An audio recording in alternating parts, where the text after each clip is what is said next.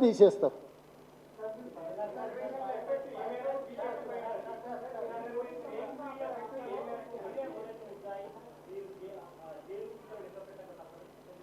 ఇప్పుడు కిషన్ రెడ్డి పోకిరి మాటలకి ఏముంటుంది? ముఖ్యమంత్రి ఎవడైనా ఫేక్ వీడియోలు తయారు చేస్తాడా? బుర్రునే మాట్లాడుతున్నా ఎవరైనా? నేను ఇంత నిర్దిష్టంగా నేనే కూర్చొని మాట్లాడుతున్నా. నేను మాట్లాడిన వీడియోలో మీరు లైవ్ వేసుకుంటుండ్రు. వాళ్ళు రిజర్వేషన్లు రద్దు చేస్తామని ఇంకా ఫేక్ తయారు చేయాల్సిన అవసరం నాకేముంది?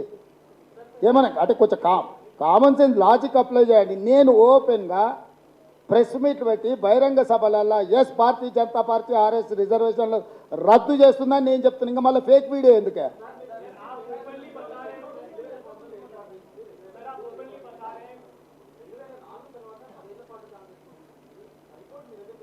అందుకనే మేము వచ్చినాం కాబట్టి అది అమలు జరగలేదు, ఆపిపెట్టినాము.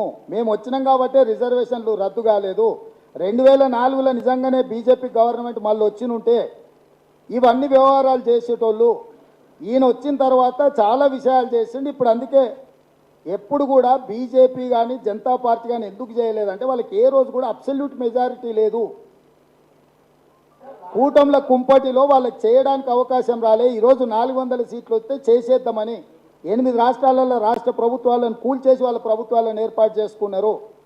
సో ఈరోజు వాళ్ళు క్రిస్టల్ క్లియర్గా సింగిల్ పాయింట్ ఎజెండాగా ముందుకెళ్తున్నారు. రాజ్యాంగాన్ని సవరించాలి.